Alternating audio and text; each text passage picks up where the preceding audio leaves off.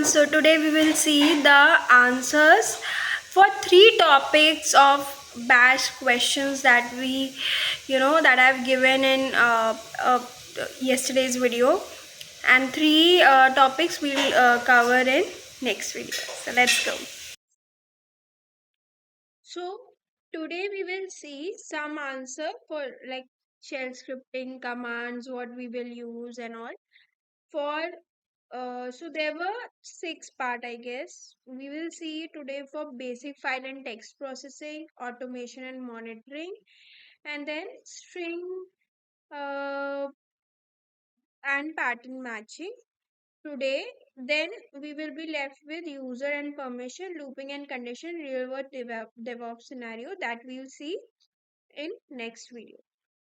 So, write a shell script to count the number of lines, words, and characters in a file. So, you have to use word count with hyphen L for line numbers, hyphen W for words, and hyphen M for characters.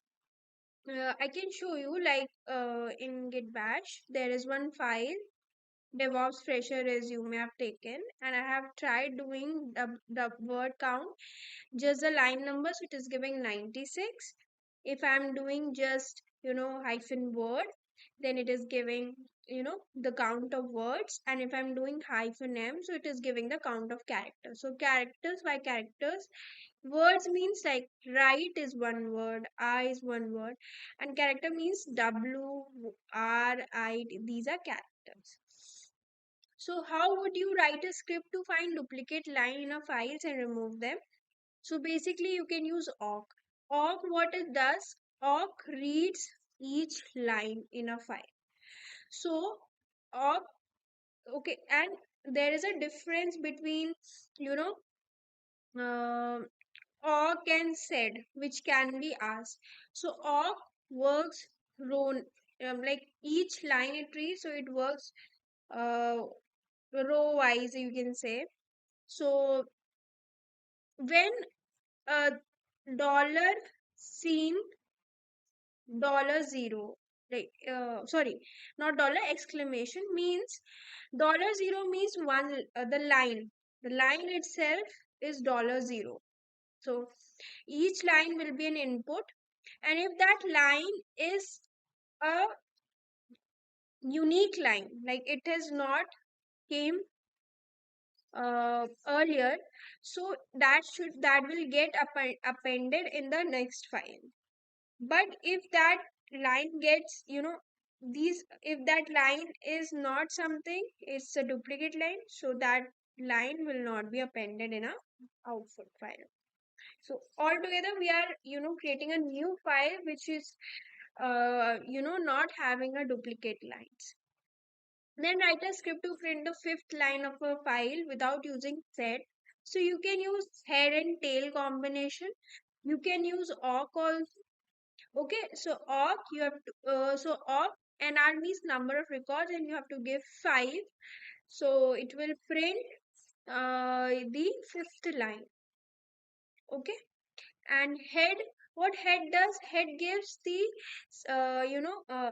if the number of line, like number of lines you have given 5, so all the 5 lines starting 5 lines will be given by head.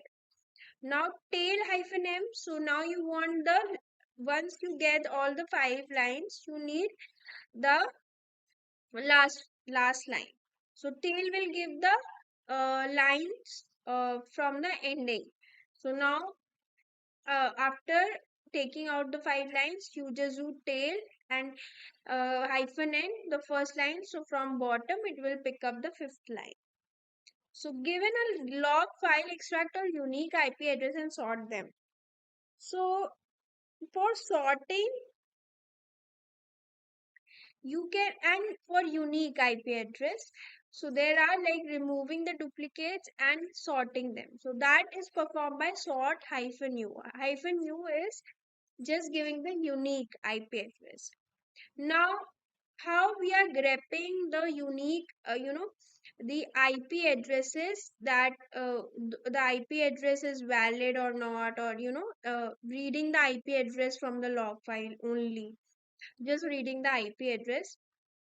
So this is a regex which is falling. So basically, if we are considering IPv4, so IPv4, what it contains, you know, four,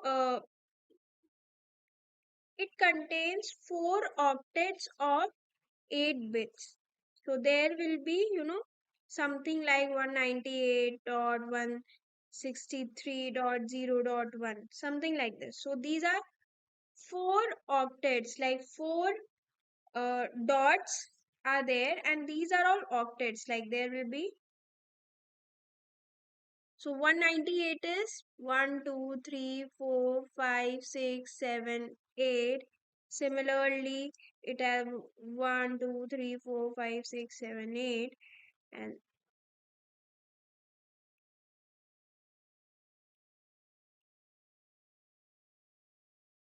so these are 4 octets. So 198, and in octets, by octets I means that you can fill any number in this from 0 to 255. Okay, and from where this 255 means that any characters between from 0 to 255 we can fill here, and these are written in binary forms in 0 and 1 form, so octets.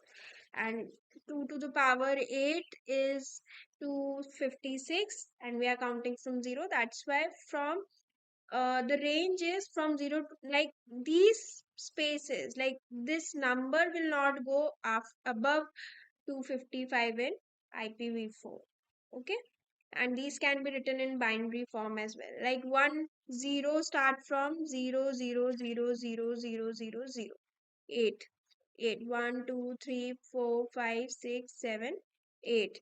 Similarly, 1 will be, it will be replaced by 1.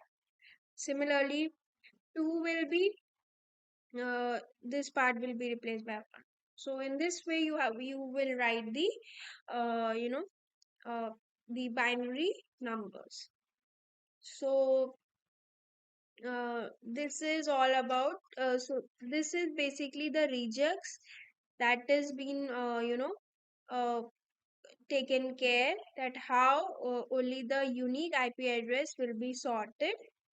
Yeah, so regex is that, you know 3 times this, from 0 to 9, and three numbers, 3 digits number can come 3 times. 3 times 3 digit numbers can come.